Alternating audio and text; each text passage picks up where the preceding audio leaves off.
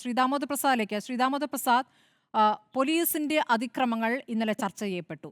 അതിൽ പ്രതിപക്ഷം പല കാര്യങ്ങളും കൊണ്ടുവരുന്നു. അതിന് മുഖ്യമന്ത്രി നീണ്ട മറുപടി ഓരോന്നായി എണ്ണി എണ്ണി പറയുന്നുണ്ട്.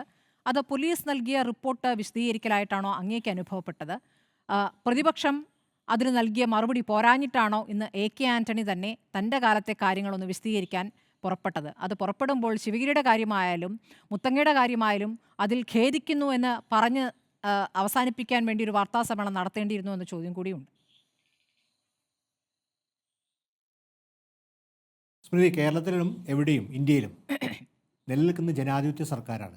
പോലീസിൻ്റെ മനോവീര്യം സംരക്ഷിക്കുക എന്നല്ല ജനാധിപത്യ സർക്കാരിൻ്റെ പ്രാഥമികവും എല്ലാ തരത്തിലും ഉത്തരവാദിത്തം. കമ്മ്യൂണിസം എന്ന് പറഞ്ഞാൽ പോലീസിൻ്റെ മനോവീര്യം സംരക്ഷിക്കാൻ തെറ്റിദ്ധാരണ VP മുസ്തഫയ്ക്കുള്ള സംശയം എനിക്കുണ്ട്. അതുമല്ല കമ്മ്യൂണിസം. അപ്പോൾ പോലീസിൻ്റെ മനോവീര്യം സംരക്ഷിക്കുക എന്നല്ല ജനാധിപത്യ സർക്കാർ. അതുപോലെ തന്നെ ഈ വലതുപക്ഷം ഇപ്പോൾ ചെയ്തുകൊണ്ടിരിക്കുന്നത് പോലീസ് തോറ്റമ്പി പ്രതിപക്ഷങ്ങൾ മൂലക്കിരുത്തി, അതല്ല ഉത്തരവാദിത്തപരമായിട്ട് ഒരു സർക്കാരിൻ്റെ ഉത്തരവാദിത്തം. ഇവിടെ പ്രധാനപ്പെട്ട പ്രശ്നം ഉയർന്നു പറഞ്ഞാൽ പോലീസ് അട്രോസിറ്റിയെ ബന്ധപ്പെട്ട പോലീസ് അട്രോസിറ്റിക്ക് ദീർഘചരിത്രമുണ്ട്. UDF ഉത്തരവാദിത്തമാണ്. 57 കമ്മ്യൂണിസ്റ്റ് സർക്കാർ ചന്ദ്രത്തോപ്പ് വെടിവെപ്പ് മുതൽ തന്നെ പോലീസ് അട്രോസിറ്റീസ് ദീർഘചരിത്രമുണ്ട്. വിമതസമരത്തിൻ്റെ ഒരു ഘടകം തന്നെ പോലീസ് അട്രോസിറ്റീസ് ആയിരുന്നു. അപ്പോൾ ദീർഘചരിത്രമുണ്ട്. പക്ഷേ 2025 ഈ മറുപടിയാണ് പറയാൻ നിൽക്കുന്നത്. പിന്നെ 10 വർഷം ഭരിച്ചു. ജനാധിപത്യപരമായിട്ട് ഈ പ്രശ്നം പരിഹരിക്കാൻ, പൗരസമൂഹത്തിൻ്റെ പൗരാവകാശങ്ങൾ നിലനിർത്താൻ ബാധ്യതപ്പെട്ട സർക്കാർ, ബാധ്യതപ്പെട്ട മുഖ്യമന്ത്രി, പോലീസ്. നമ്മൾ അലന്താഹയുടെ വിഷയത്തിൽ നിങ്ങൾ എല്ലാവരും ഓർക്കുന്നുണ്ടാവും. മുഖ്യമന്ത്രിയുടെ ചിരിയും ചായ കുടിക്കാൻ പോയേ പറഞ്ഞു.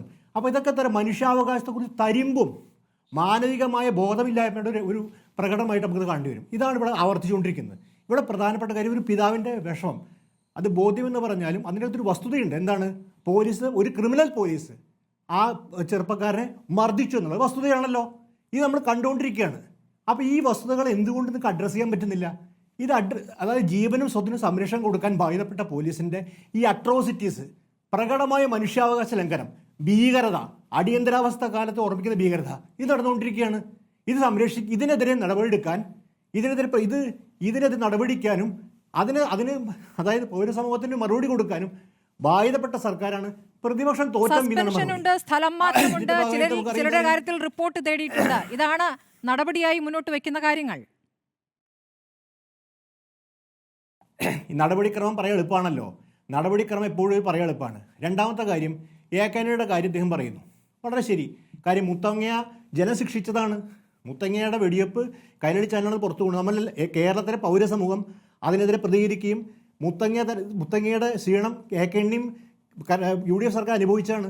ഈ സർക്കാർ അനുഭവിക്കും. ഈ മനുഷ്യാവകാശ ലംഘനം തുടരുകയാണെങ്കിൽ അനുഭവിക്കാൻ കിടക്കുന്നേ ഉള്ളൂ. അത് അനുഭവിക്കാൻ സംശയമില്ല. അത് അനുഭവിച്ചാണ്. മാറാട് അനുഭവിച്ചതാണ്.